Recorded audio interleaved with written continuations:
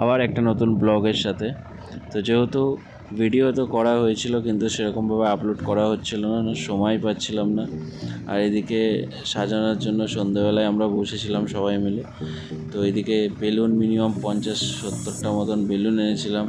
তো বেলুনগুলোকে ফোলানোর জন্য বিশাল প্রেশার দিতে হচ্ছিলো। আর বেলুন ফোলাতে ফোলাতে আমাদের খিদেও পেয়ে গেছিলো, সেজন্য মাকে বললাম যে একটুখানি চানাচুর মুড়ি দাও। অনেকে যেহেতু বসেছিল তো ওরা বসে বসে দেখছিল যে আমার সাজানো কেমন হচ্ছিল। তো সাজাতে তো সেরকমভাবে পারি না। এদিকে চুটকি আমার ভিডিও করছিল। যেহেতু কাজটা চুটকি আর আমি একসাথে করছিলাম, পরে আমার শ্বশুরমশাই এসেও কাজে হেল্প করলো আমাকে। তো যে বেবি কিটগুলো এনেছিলাম সেইগুলো উনি ফোলাচ্ছিল। আবার ওইদিকে সুকৃতিকে বলছিল যে বাচ্চার পাগুলো এত বড় বড় দিয়েছে। ফাইনালি সাজানো কমপ্লিট হয়ে গেছে। যেহেতু প্রফেশনালভাবে আমি সাজাতে পারিনি, যেমন পেরেছি তেমন পেরে সাজিয়ে দিয়েছি।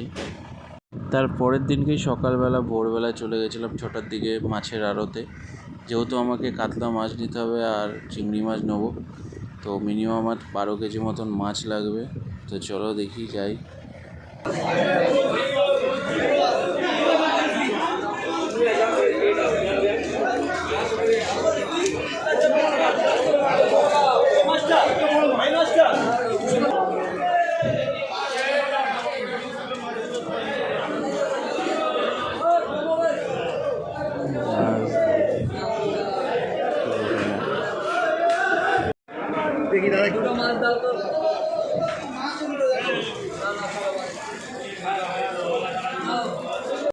যেহেতু যে দাদাকে বলেছিলাম মাছের জন্য, উনি মাছ রেডি করে রেখেছিল।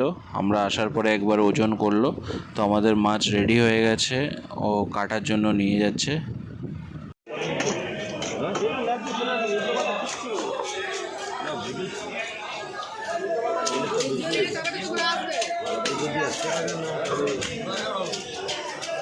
মাছের আঁশ টাশ ছাড়ানোর পরে পিসের জন্য বলছিল আমাকে কেমন পিস করবে। তো আমি ওনাকে বললাম যে 80 থেকে 90 গ্রামের পিস করলেই হবে। বাজার থেকে আসার পরেই আমরা তারপরে আবার চলে গেলাম মিষ্টি আনতে। তো আমার সঙ্গে আমার শ্বশুরমশাই গেছিলো মিষ্টি আনার জন্য, মিষ্টি আর দই নেওয়ার জন্য।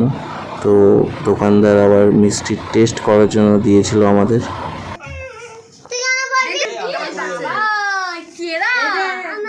মামির বাবা কিন্তু খুব রাগি, এবার ধরে রেখে দেবে।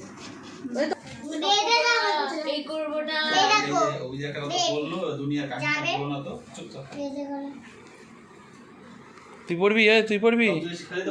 পড়বি টাকলা? তুই পড়বি? তুই পড়বি? তুই পড়বি? হ্যাঁ, তুইও পড়বি? আলাদা পড়বি? সুকৃতিকে খাওয়ানোর জন্য ডেকোরেশন যা ছিল স্বাদের সম্পূর্ণ রেডি করে দিয়েছে মা। খাবারে 5 রকমের ভাজা ছিল, ভাত ছিল, মাছের মাথা দিয়ে মুগের ডাল, পটল, চিংড়ি, মিষ্টি আর যা যা দরকার সেই জন্য সব সামগ্রী করেছিল মা। আর আজকের দিনটা আমার কাছে খুবই স্পেশাল, কারণ আমার প্রথম সন্তান বলে কথা, আমি বাবা হতে চলেছি। এটা একটা আলাদাই ঐতিহ্য, আলাদাই একটা মুহূর্ত। সুকৃতিকেও আজকে খুব সুন্দর লাগছিল দেখতে। শুধুমাত্র আজকের বলে না, ও আমার কাছে সবসময় সুন্দর। আর এদিকে দিদা কাকিমা সবাই মিলে বসে আছে কখন ওকে সাথ দেবে।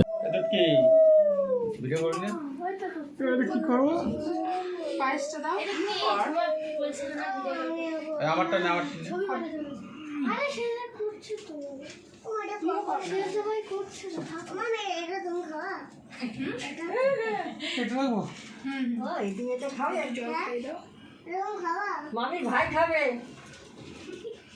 তোর ভাই খাবে, তোর ভাই খাবে, তোর ভাই।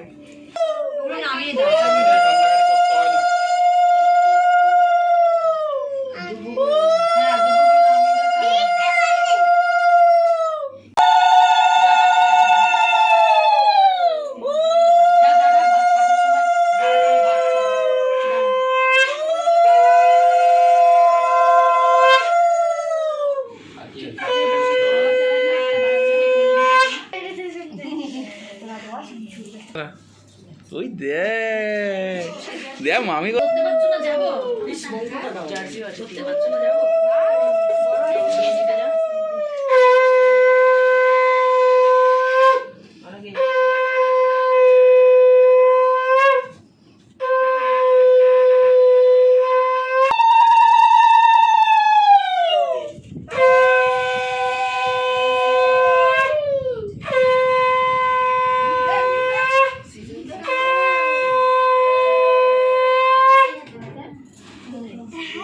দিয়ে যাও, দিয়ে যাও।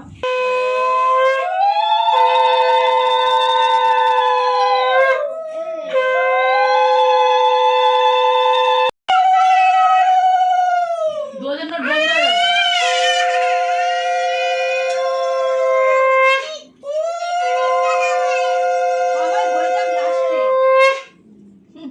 বলছি সবার হয়ে যাক লাস্টে। এই সুমি রয়েছিস তো, সব রকম দিয়ে মাখিয়ে আমাদের ভাই আর তোর 2 মেয়ে 3 জনে ধরে ওকে ভাতটা খাইয়ে দিই, তারপরে ও খাবে। তুমি প্রথম ভাতটা ওকে খাইয়ে দিতে হবে। ও নোরা নোরা নোরা এখন না খাওয়া দাওয়া করবো, পরে করলে হবে। ওগুলো লাস্টে থালা বাটি সাজিয়ে